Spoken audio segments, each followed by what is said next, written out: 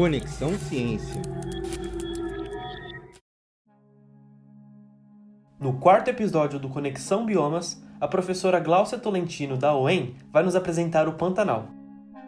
O Pantanal é um bioma brasileiro situado nos estados do Mato Grosso e do Mato Grosso do Sul. Ele ocupa, a nível de continente, a porção central da América do Sul. E ele é considerado a maior planície alagável contínua do mundo. O que é uma planície alagável? Planície alagável é aquela situação em que nós temos no relevo uma baixa ondulação, então uma baixa variação de altitude. É aquele plano quase que a gente perde no horizonte, né? Não tem cadeias montanhosas, não tem grandes vales. E alagável porque ele está sujeito à variação do nível de vários rios que vão influenciar a forma como esse solo está encharcado ou seco. Então a gente pode ter às vezes o solo bem repleto de água, para muito além do que ele consegue sustentar, e aí começa a se acumular água acima do solo, aí que a gente está falando então da planície alagável. O Brasil ele tem outros pontos que estão sujeitos a essa dinâmica de alagamento natural, mas a nível de mundo a gente está falando do Pantanal como a maior planície alagável do mundo. Essa sujeição à dinâmica, à variação dos níveis de água, né, dos rios, ela determina uma diversidade muito grande de fatores ambientais que vão influenciar a maneira como a biodiversidade se distribui. Então a gente tem uma vegetação que está bastante sujeita a essa dinâmica fluvial, a essa dinâmica do nível dos rios, e, por consequência, a gente vai ter uma fauna também estreitamente associada. Quando a gente fala de Pantanal, ou ouve falar sobre o Pantanal, automaticamente a gente pensa em água. É muito comum que venha a imagem de bastante água, então água em abundância, jacarés, piranhas, capivaras, onça-pintada. Então a gente está falando aí de um ambiente que muitas vezes é entendido como selvagem, mas que também tem sofrido alterações humanas que têm impactado profundamente esse ambiente. Então, a percepção de se tratar de um bioma muito selvagem não se aplica a toda a extensão do Pantanal. Assim como ele é um ambiente sujeito à variação dos níveis de água, ele também é um ambiente muito sujeito à ocorrência do fogo. O que é a vegetação que vai bem nessa conjuntura climática e de solo? É uma vegetação rasteira, com pontos onde o solo tem melhor qualidade, onde o solo é mais fértil, acumula mais matéria orgânica e é mais profundo. Aí sim a gente vai ter vegetação mais arbustiva arbórea, em que a gente vai ter árvores de porte mais elevado, com um tronco mais grosso e que, por consequência, né, vai também sustentar, por exemplo, aves maiores, enquanto puleiros que elas são. Mas o extrato, a camada mais predominante no Pantanal é uma camada, um extrato graminoso, que cresce muito bem em um solo que é arenoso, que ao caírem ali as primeiras chuvas, no início da estação chuvosa, ele começa a se saturar, ele começa a ficar encharcado e na sequência as chuvas seguintes é que vão fazer com que essa água se acumule e forme uma extensa lâmina d'água ao longo de todo esse bioma. Lembrando que o título de maior planície alagável do mundo se refere à maior planície alagável contínua.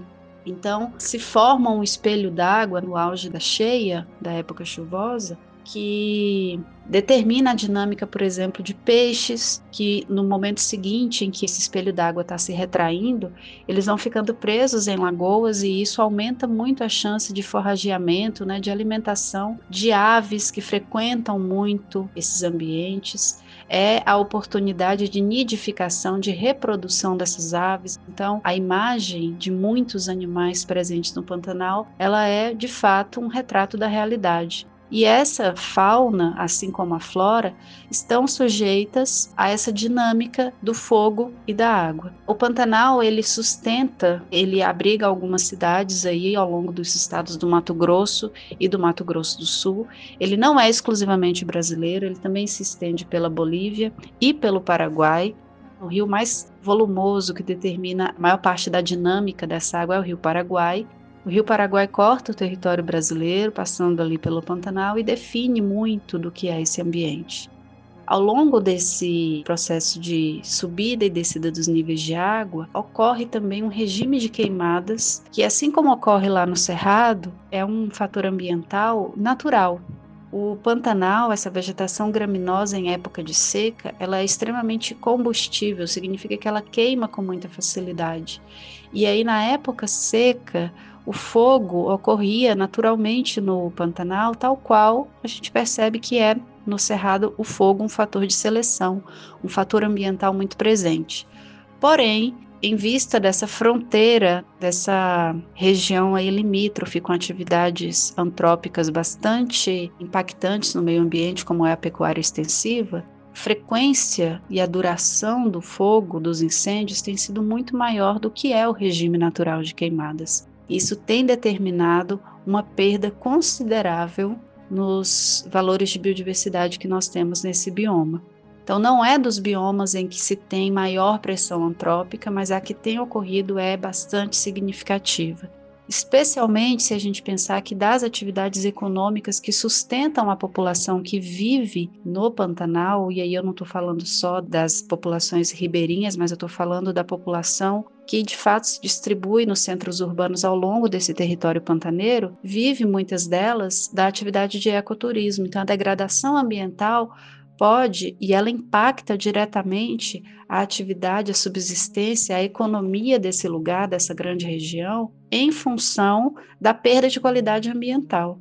Então, para além dos impactos que nós sabemos que existem indiretos quando se fala de perda de biodiversidade, nesse caso em específico, a gente está falando de um impacto diretamente negativo sobre as atividades econômicas. O Pantanal ele é também uma das extensões territoriais, um dos biomas brasileiros com maior exuberância. E diferente do que a gente observa na floresta amazônica, que é muito exuberante pelo grande adensamento de árvores, pelo grande porte que essas árvores alcançam, no Pantanal a gente tem predominantemente uma vegetação mais rasteira e que, em muitos casos, é representada pela monodominância. Dominância é o fato de a gente ter ali uma espécie que é extremamente muito abundante. E monodominância porque, de fato, é uma espécie que domina grandes extensões. Então, quando a gente tem na natureza, naturalmente, a ocorrência de uma espécie em grande abundância, é muito indicativo de que os fatores ambientais ali, eles são tão seletivos, eles são tão restritos e tão impositivos sobre a diversidade, sobre os seres vivos, que poucas espécies conseguem sobreviver. Vou dar um exemplo aqui de uma única espécie de planta, Tabebuia caraíba, que é uma espécie de ipê.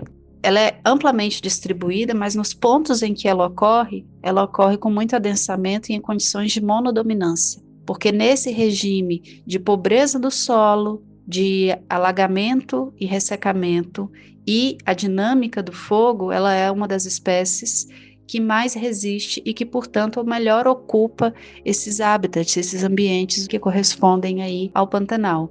Então, o Pantanal, muito além daquela imagem da onça pintada, do jacaré, das piranhas, do tuiuiu, que é a árvore símbolo do Pantanal, é interessante a gente pensar na complexidade de fatores, de condições ambientais que determinam a coexistência dessas várias espécies, e ter em mente também que a gente está falando de um ambiente frágil, que são tão imbrincados, são tão correlacionados os fatores ambientais que determinam a exuberância desse ambiente, que quando a gente quebra um desses elos, por exemplo, pelo aumento da frequência e duração dos incêndios, né, agora de ocorrência antrópica, a gente pode estar de forma muito contundente afetando o equilíbrio desse ambiente. Então, para além daquela imagem que a gente vê de uma natureza bem preservada, a gente tem que considerar que essa natureza complexa que a gente observa no Pantanal, ela tem sido bastante sujeita ao impacto das atividades antrópicas. Valeu pela aula, prof. No nosso próximo encontro, falaremos sobre o bioma que, infelizmente, já teve mais de 90% de sua área original desmatada. O episódio 5 é sobre a Mata Atlântica. Confira! Conexão Ciência.